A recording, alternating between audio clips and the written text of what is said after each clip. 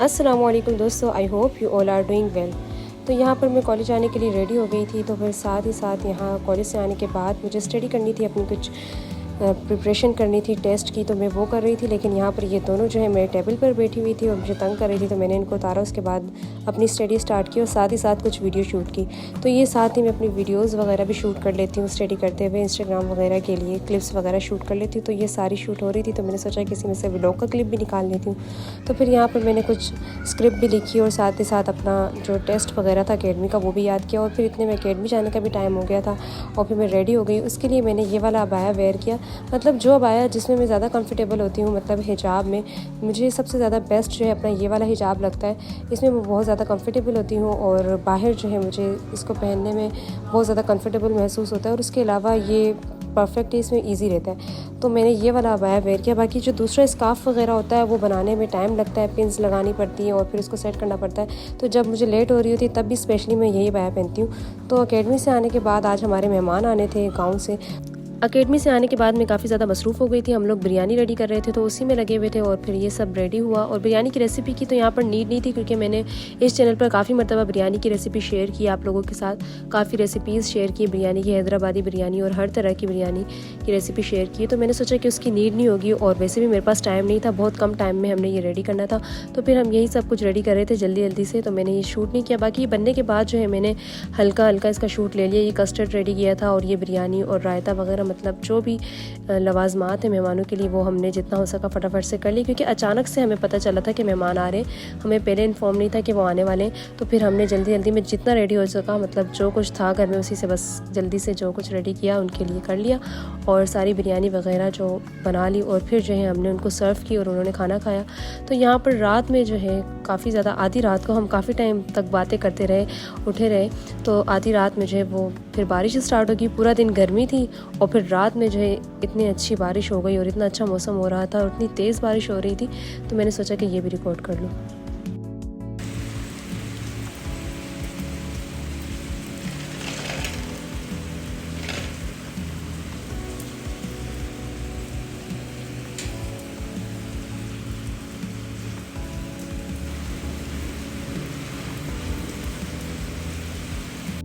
उसके बाद फ़जर का टाइम हो गया और फ़जर की नमाज़ के लिए सब उठे और सब ने नमाज़ पढ़ी। तो यहाँ पर फ़जर की नमाज़ के बाद का यानी इशराक का या चाश्त का टाइम जिसे कहते हैं वो है, जिसका सूरत ज़ुहा में ज़िक्र है कि चाश्त के वक्त की कसम। तो ये वो टाइम है। इस टाइम जो है आप थोड़ी देर के लिए मुसल्ला बिछा कर बैठा करें और इस टाइम कुरान की तिलावत किया करें, तस्बीहात पढ़ा करें, अपनी दुआएँ मांगा करें। और ये वो वक्त है जिसकी कसम अल्लाह ताला ने सूरह दुहा में खाई है कि चाश्त के वक्त की कसम, इस टाइम की कसम खाइए। और ये टाइम अल्लाह ताला को बहुत ज़्यादा महबूब है और इस वक्त की तिलावत भी अल्लाह ताला को बहुत ज़्यादा पसंद है। तो इस टाइम तस्बीह वगैरह या तिलावत किया करें, थोड़ी सा जिक्र किया करें और फिर चाश्त के 2 रकात नफिल पढ़ा करें, जो कि आप नियत चाश्त ही करेंगे कि मैं नियत करती हूँ 2 रकात नफिल नमाज चाश्त की। तो इस तरीके से वो नफिल पढ़ा करें। ये हमारी जिस्म में मौजूद हड्डियों का जो है सदका होता है, तो आप वो पढ़ा करें और साथ ही सूरह यासीन की तिलावत किया करें। तो यहाँ पर मैं सूरह यासीन पढ़ रही थी, तो मैंने सोचा कि आप लोगों के साथ ये शेयर करूँ ताकि आप लोगों को ये भी साथ साथ इन्फॉर्मेशन भी दूँ कि सूरह यासीन की कितनी ज़्यादा फजीलत है। जब आप सुबह के टाइम सूरह यासीन पढ़ते हैं तो आपके घर में फ़रिश्ते नाजिल होते हैं। उसके अलावा पूरा दिन आपके लिए रहमतें और बरकतें होती हैं, यानी ये इतनी ज़्यादा बेहतरीन सूरत है। और आप लोग को तो मालूम होगा कि सूरह यासीन को जो है कुरान पाक का दिल कहा जाता है, क्योंकि ये कुरान पाक के बीच में आती है। और उसके अलावा अगर किसी जायज़ हाजत के लिए आप सूरह यासीन पढ़ें तो आप पढ़ सकते हैं। जैसे कि अगर आपकी कोई ख्वाहिश हो, जायज़ ख्वाहिश, उसको पूरा करना चाहते हैं तो उसके लिए 3 मरतबा ज़्यादा से ज़्यादा या उससे भी ज़्यादा 41 मरतबा सूरह यासीन पढ़ के आप अपने लिए दुआ कर सकते हैं। और उसके बाद मैं सूरत ज़ुहा और सूरत नशरा ज़रूर पढ़ती हूँ। ज़ुहा जो मैंने आपको बताया कि चाश के वक्त की जिसमें कसम खाई गई है और बताया गया है कि अल्लाह ताला सुबह के वक्त की कसम खाता है और रात की कसम खाता है। जब अगर हम इस सूरत का कॉन्टेक्स्ट देखें या फिर इसका शान नज़ूल देखें तो ये सूरत आप सल्लल्लाहु अलैहि वसल्लम पर ऐसे वक्त में नाज़िल हुई थी जब आप सल्लल्लाहु अलैहि वसल्लम परेशानी में थे। तो उस वक्त ये सूरत नाज़िल हुई थी, काफ़ी अरसे तक वही नहीं आ रही थी, तो फिर आप वसल्लम परेशान हो गए थे। तो ये आप वसल्लम को तसल्ली देने के लिए ये सूरत नाज़िल की गई थी, जिसमें सुबह के वक्त की और रात की छा जाने के वक्त की कसम खाई गई थी। और उसके अलावा मैं यहाँ पर सूरत नशरा भी पढ़ी, तो इसकी भी बहुत ज़्यादा फजीलत है। ये दोनों सूरतें डिप्रेशन से रिलीफ के लिए अगर आप तर्जुमे के साथ पढ़ेंगे तो आप लोग बहुत ज़्यादा मोटिवेट होंगे और आपके लिए बहुत ज़्यादा फ़ायदेमंद होगी।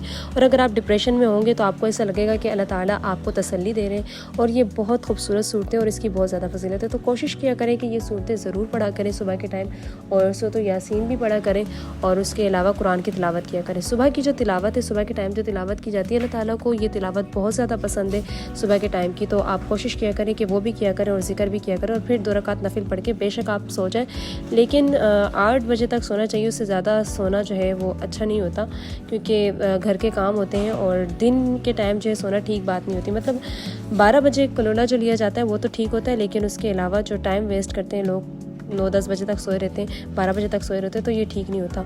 तो वैसे तो आज संडे था, तो फिर जो है मैंने कुरान की तिलावत वगैरह की। उसके बाद जो है हमने नाश्ता वगैरह तैयार करना था, तो मैं पहले जो है थोड़ा सा ऊपर जाके मैंने कहा कि ये व्यू भी ले लूँ और ये सारी रिकॉर्डिंग भी कर लूँ। तो मौसम आज बहुत ज़्यादा खूबसूरत हो रहा था, बारिश का मौसम हो रहा था, तो मैंने ये सारी वीडियो भी शूट कर ली।